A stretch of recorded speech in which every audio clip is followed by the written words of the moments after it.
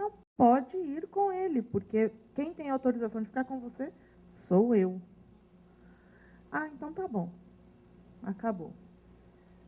Uns anos depois, isso há pouco tempo atrás, mãe, eu quero ver meu pai e minha mãe. Eu, ai meu Deus, pronto. E agora? Mas por que você quer ver seu pai e sua mãe? O que aconteceu? Né? Só agora que você quer. Eu quero saber se eles estão bem. Porque na cabeça dele, os pais estavam doentes. Aí eu falei, tá, você quer saber se eles estão bem e o que mais? Você tem saudade, tem vontade de voltar a morar com eles? Sei lá, comecei a, com um jeitinho, perguntar. Não, mãe, eu não quero, quero ficar aqui. Mas eu quero saber como eles estão. A minha saída pela esquerda foi falar, olha, você só vai poder saber depois dos 18 anos. Porque antes disso não pode mexer no processo. E nem ele sabe que eu posso mexer. Eu falei que ninguém podia mexer. Era só ele depois dos 18 anos. Por enquanto ele se conformou. 12. Por enquanto ele se conformou. Mas enfim, eu ainda não, de outros meninos eu não sei a história. Os irmãos dele não querem nem ver nem pintado. O pai e a mãe. Não quer nem ouvir falar deles. Ele já não. Ele já conviveu muito tempo, né, com eles.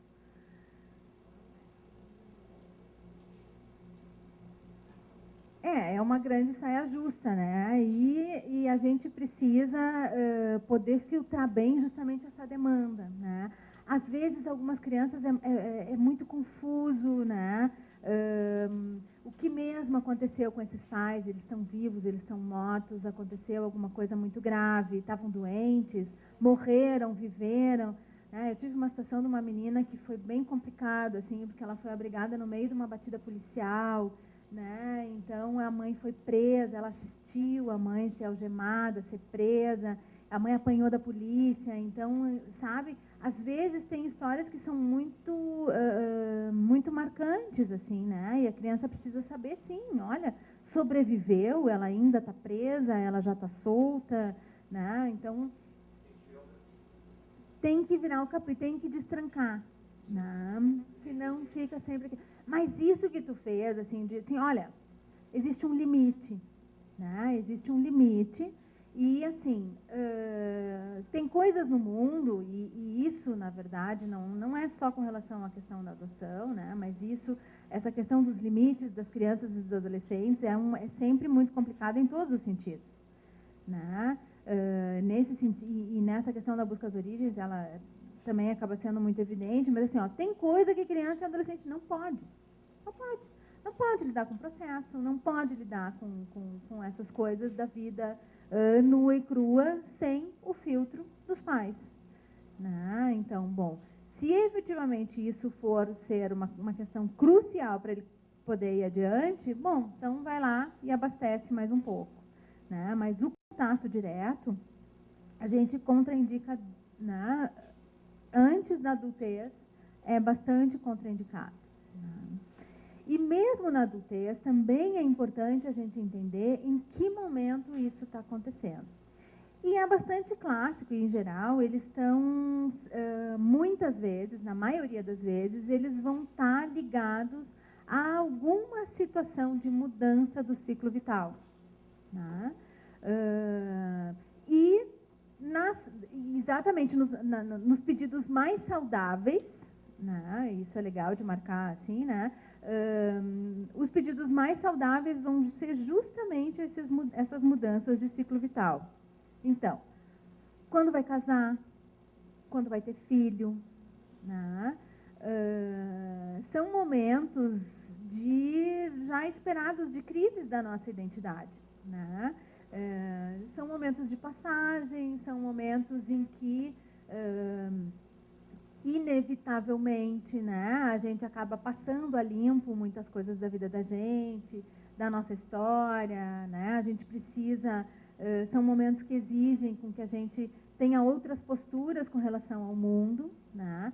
E aí algumas pecinhas desse quebra-cabeça que somos nós podem ter ficado para trás e pode ser um bom momento de resgatar isso, né? Às vezes, né, é muito comum, com o apoio justamente de alguém que é bastante próximo, mas que também não é tão próximo, né, ter o apoio de um marido, de um noivo, né? Ou seja, alguém que afetivamente eu estou tão ligada, mas que eu não me sinto tão... que isso pode ser menos conflitante do que fazer com o meu pai e a minha mãe, pode ser uma boa alternativa. Né? Sim. Né? Outro momento muito comum de acontecer a busca às origens é quando, com a perda do pai ou da mãe. Né? Com a morte de um dos pais, então o adotado se sente mais livre, mais autorizado, né? Menos conflituado, né? Porque o conflito de lealdade ele é sim forte. Por mais que esses pais possam dizer, não, tu pode, tu está autorizado, né? O conflito de lealdade com essa mãe e com esse pai podem sim bloquear, né? Podem ser sim impeditivos para que esse adotado chegue até a sua história. Né? Amparado, apoiado para fazer essa busca é quando ele está em processo terapêutico, né? Que, aliás, é essencial, né? Eu acho muito importante. Então, assim, às vezes a terapia, né? Num determinado ponto dela, ela vai favorecer a essa busca. E aí ele vai ter no profissional essa pessoa de apoio, né? E aí ele está poupando os pais, né? E está contando com uma ajuda profissional, que é também bastante interessante, né? Sim, é um outro suporte, né? Porque, claro que né, muitas vezes vai ser difícil, né? Por mais que uma mãe, né, adotiva saiba que para o seu filho vai ser importante encontrar com aquela genitora, saber sobre a história dela, né? Isso vai mexer emocionalmente? Claro que vai. Né? Não, muitas vezes não ao ponto disso ser intolerável, insuportável, mas vai ser sim forte. Né? São momentos fortes na relação. Né? Então, também é muito comum que isso aconteça com a morte de um desses pais. Né? Muitas vezes aquele, em geral, né, aquele que teve mais resistência, né, com relação a passar as informações, enfim, ou aquele em que o vínculo justamente era mais próximo, né, e aí o risco de magoar era maior do que agora, né, na ausência, a tentativa de poder buscar as informações mais adiante. Bom, então, né, encontrar com alguém, no momento dessa busca, né, das informações, encontrar com alguém, com um terceiro, com um intermediário, né, que possa ajudar, que possa favorecer, é sim muito importante e vai facilitar muito. Né? Infelizmente... Hã? Não, eu acho que sim, também é legal ir junto, também é legal fazer parte, né? Então, mas é importante que isso não seja feito tete a tete, entende? Que o próprio adotado se encarregue dessa pesquisa. Isso sim pode ser muito difícil, né? Pode ajudar bastante ter um interlocutor nessa busca, alguém que facilite, né? Que faça essa intermediação com a família de origem, né? Então, sempre que eu recebo, né, essas pessoas, uma das questões que a gente precisa conversar é, bom, tu vens pensando nisso há bastante tempo, né? Isso é um momento que até tu chegares aqui na minha frente, tu pensou muitas coisas, tu conversou com uma porção de pessoas, tu conversou com muita gente, tu estás num momento do teu processo mas a gente não tem a menor ideia do outro lado desse muro, em que momento aquelas pessoas da família de origem estão.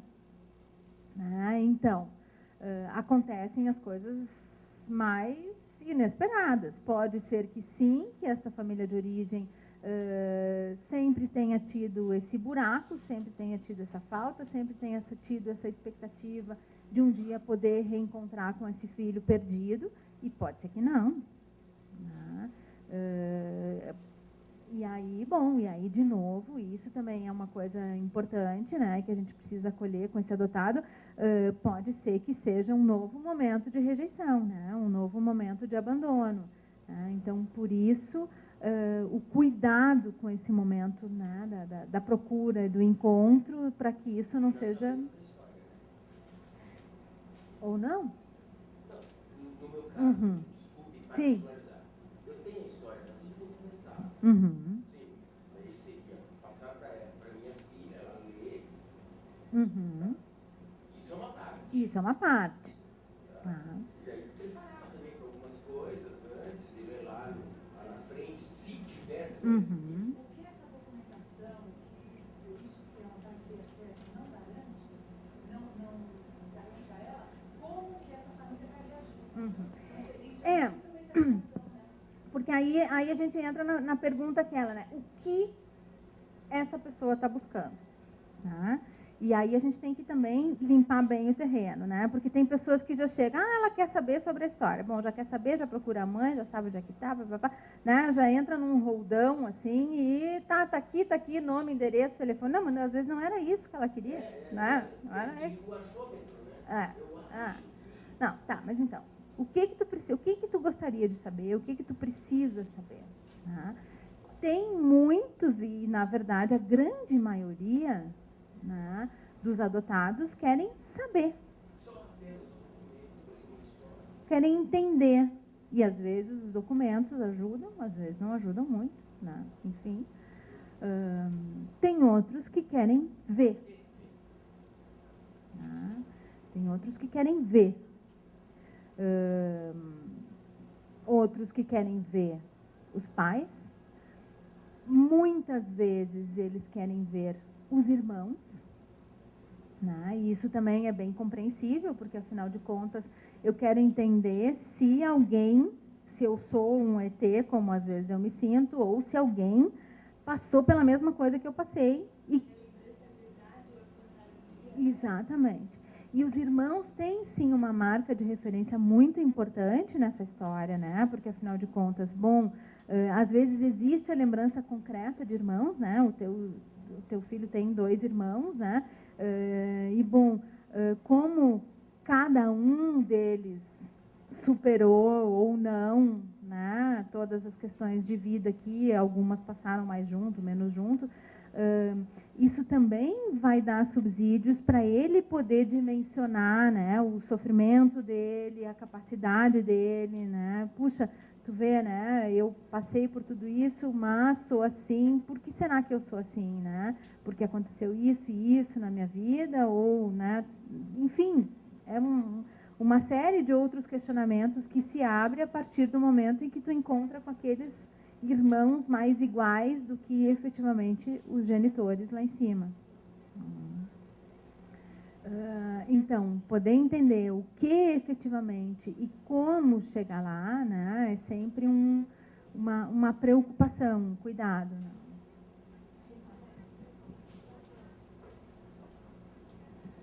Só para ilustrar, houve um caso em Goiânia em que o menino, um homem, procurou o grupo, eu ainda não fazia parte, já faz muito tempo, para procurar a mãe. E achou. Só que essa mãe não queria vê-lo. Não quis vê-lo, não quis saber dele, porque esse menino não foi desejado, essa mãe casou, de novo, o marido nunca soube que ela tinha um filho, e que ela havia dado para adoção, e ela não queria mexer nessa história. Esse menino, esse rapaz de 30 e poucos anos, ficou sem conhecer a mãe. Aí ele teve que lidar com a outra frustração, da rejeição, novamente, da mãe biológica. Ele queria conhecer a mãe biológica, ele ia casar, essa história de casar, né? Estava recém-casado, estava com um filho, queria conhecer, queria saber da origem dele, ver a mãe, e a mãe se negou, não conheceu. Não, ele foi adotado, ele tinha a família dele, ele foi adotado, ele já adulto, e foi procurar. E não, a mãe não quis. Como que é esse processo, vamos dizer, a pessoa está buscando? Ela falou assim, a mãe não quis. Quem que busca a mãe? A pessoa vai lá, bate campainha na porta ou a justiça vai atrás? Não, né? Eu fiquei na dúvida agora. Vamos dizer, eu estou lá na minha casa, né?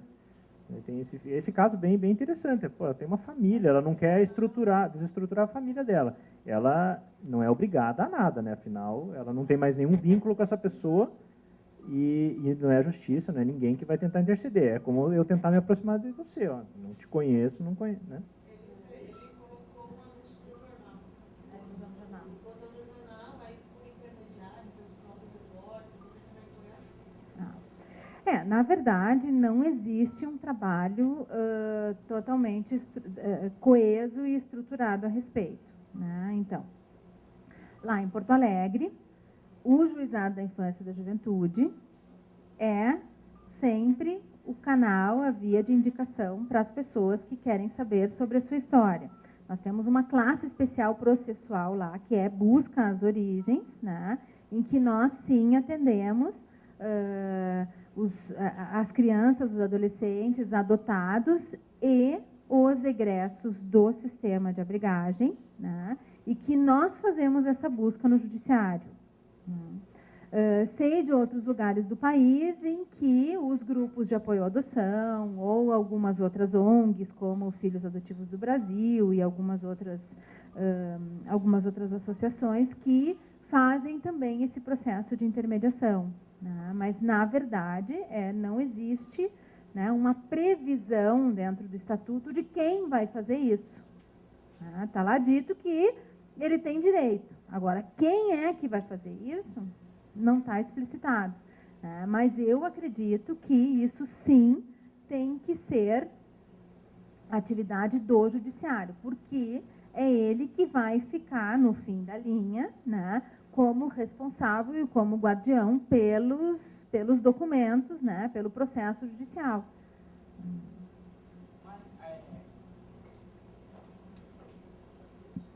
Como que funciona atualmente? Tipo assim, o meu filho pode chegar lá quando tiver os seus 21 anos e ir lá no juizado e pedir o processo, ele vai pegar e ler? Será que funciona dessa maneira? Para adiar um pouquinho, né? Pensar em filho adulto com 18, às vezes, é muito difícil, né? Com certeza. Então, lá em Porto Alegre funciona assim. A gente tem, então, uma demanda, a nossa Defensoria Pública trabalha na porta da frente, né?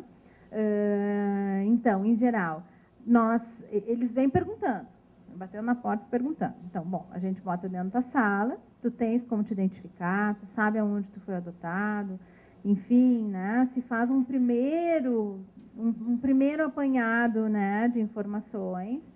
E é feito, então, o pedido, a demanda oficial via Defensoria Pública. Então, o advogado pede oficialmente para que se possa mexer com esses arquivos judiciais, né, para que se possa tirar esse processo do arquivo. E nós, então, né, enquanto procedimento, já estabelecemos uma conexão com esse adotado para que a gente possa também conhecer ele um pouquinho antes de tu teres concretamente toda essa informação da história de origem, né? Então, tu precisa saber naquele momento como é que ele está. Né? Tá chegando lá por um momento efetivamente, né, de construção, de evolução, de crescimento da sua identidade, ou ele está lá chegando por causa de um momento de crise. Primeiro diagnóstico que a gente tem que fazer. Né? Por que ele está chegando lá naquele momento?